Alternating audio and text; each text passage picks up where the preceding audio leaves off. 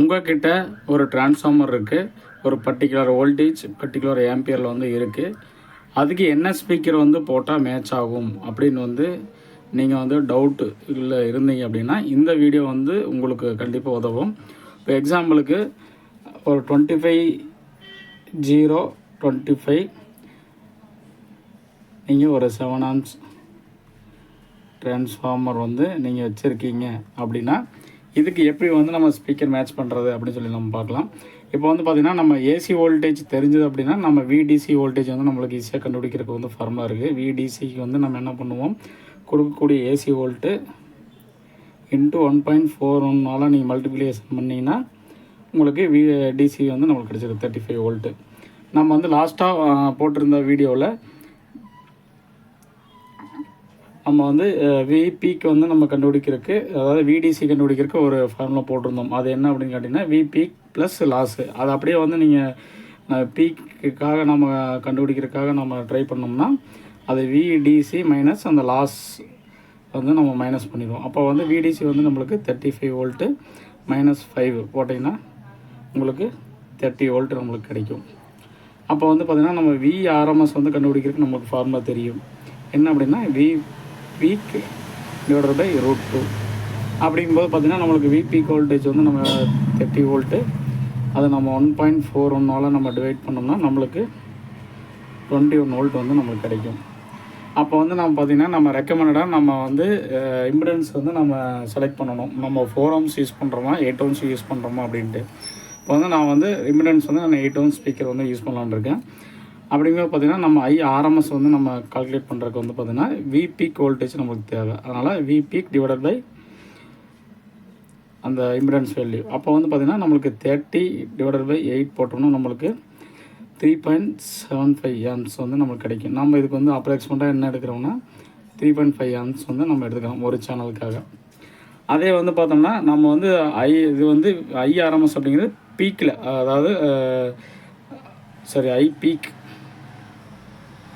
ஐபீக்கு தான். அது பீக்குக்கு வந்து நீங்கள் கண்டுபிடிக்கும் போது பார்த்தீங்கன்னா பீக்கில் வந்து உங்களுக்கு 3.5 amps வந்து நமக்கு எடுக்கும். அதே ஆர்எம்எஸில் வந்து நம்மளுக்கு என்ன வோல்டேஜ் எடுக்கும், அதாவது எவ்வளோ வந்து ஆம்பியர் எடுக்கும் அப்படின்னு பார்த்தோம்னா விஆர்எம்எஸ் டிவைடட் பை அந்த இப்போ ஸ்பீக்கரோட இம்பிடன்ஸ் போட்டோம்னா நம்ம 21 வோல்ட்டு, நம்ம விஆர்எம்எஸ் வந்து நம்ம கண்டுபிடிச்சிருக்கோம் 21 வோல்ட்டு. அதே டிவைடட் பை நீங்கள் வந்து 8 ohms வந்து நீங்கள் போட்டிங்க அப்படின்னா 2.65 amps கிடைக்கும். அதாவது மேக்ஸிமம் ஐபீக்குங்கிறது ஹை பவர், அதாவது மேக்ஸிமம் பவர். ஆர்எம்எஸில் வந்து நம்மளுக்கு 2.6 amps எடுக்கும். இதுதான் வந்து பண்ணால் இதுக்கு அதாவது இந்த 3.5 ampsக்கு மேலே எடுக்கிற மாதிரி வந்து நம்ம டிசைன் பண்ணோம்னா உங்களுக்கு வந்து ஆம்பியர் வந்து உங்களுக்கு அதிகமாக தேவைப்படும்.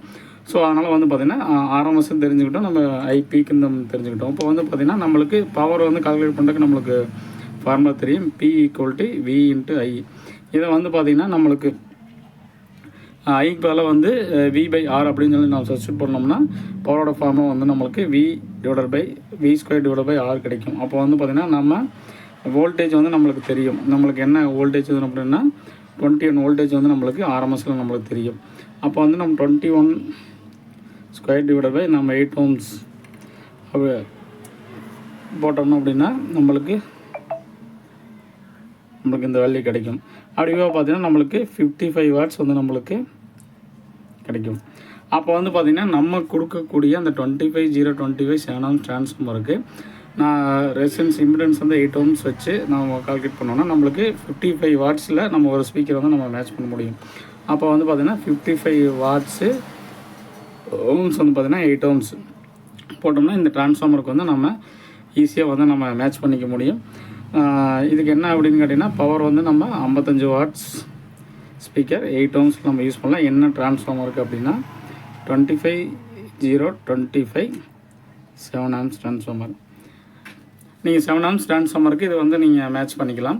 இந்த வீடியோ வந்து பார்த்திங்கன்னா இந்த பவர் மேட்ச் பண்ண தெரியல, ஸ்பீக்கர் வந்து இந்த டிரான்ஸ்ஃபார்மருக்கு எப்படி போடணும் அப்படின்னு சொல்லிட்டு நம்ம வந்து நிறைய பேர் டவுட்டில் இருப்பீங்க. அந்த டவுட்டில் இருக்கிறவங்களுக்கு இந்த வீடியோ வந்து கண்டிப்பாக உதவும். ஒரு சிலர் வந்து என்ன நினைக்கிறாங்கன்னா இந்த வீடியோ எதுக்கு இந்த மாதிரிலாம் போட்டுட்ருக்காங்க, இது எல்லாத்தையும் சொல்லி கொடுத்துருவாங்களே அப்படின்னு சொல்லிட்டு நிறைய பேர் வந்து எதிர்பார்த்து நம்ம மேலே வந்து ஒரு சில பேர் வந்து கோபத்தில் இருக்கிறாங்க. நம்ம அதையெல்லாம் தாண்டி வந்து நம்ம வந்து டெக்னீஷியனாக நம்ம என்ன தெரிஞ்சுக்கணும் அப்படின்னா அதுக்குண்டான டெக்னிக்கல் வீடியோ தான் நம்ம அப்லோட் செஞ்சுட்டு வரோம். இப்போ வந்து பார்த்தீங்கன்னா இது வந்து நம்மளுக்கு 3.5 ஆம்ஸ் வந்து பார்த்திங்கன்னா பெரு ஒரு சேனலுக்கு நம்ம எடுத்திருக்கோம். அப்புறம் வந்து நம்ம ஸ்டீரியோவாக யூஸ் பண்ணும்போது நம்மளுக்கு 7 ஆம்ஸ் வேணும் அப்படின்னு சொல்லி நம்ம கால்குலேட் பண்ணியிருக்கோம். ஸோ இந்த வீடியோ வந்து பார்த்திங்கன்னா உங்களுக்கு உதவிகரமாக இருக்கும் நம்புகிறேன். அடுத்து ஒரு புதிய வீடியோவில் உங்களை வந்து நான் புதுசான ஒரு தகவலோடு உங்களை சந்திக்கிறேன். இந்த வீடியோ பற்றியான உங்களோட டவுட்டுகள் மற்றும் கமெண்ட்கள் வந்து பார்த்திங்கன்னா கீழே வந்து கொடுங்க. அப்போ தான் வந்து அடுத்தடுத்த வீடியோ வந்து நம்ம எந்த மாதிரி வீடியோ வந்து நம்ம மேக் பண்ணி போடலாம் அப்படின்னு சொல்லிட்டு ஒரு ஐடியா கிடைக்கும். ஸோ நீங்கள் இந்த வீடியோ உண்டான கமெண்ட்ஸை கீழே தெரியுங்க. நன்றி, வணக்கம். தொடர்ந்து நம்ம வீடியோவை பார்த்து சப்போர்ட் செய்யுங்க. நன்றி, வணக்கம்.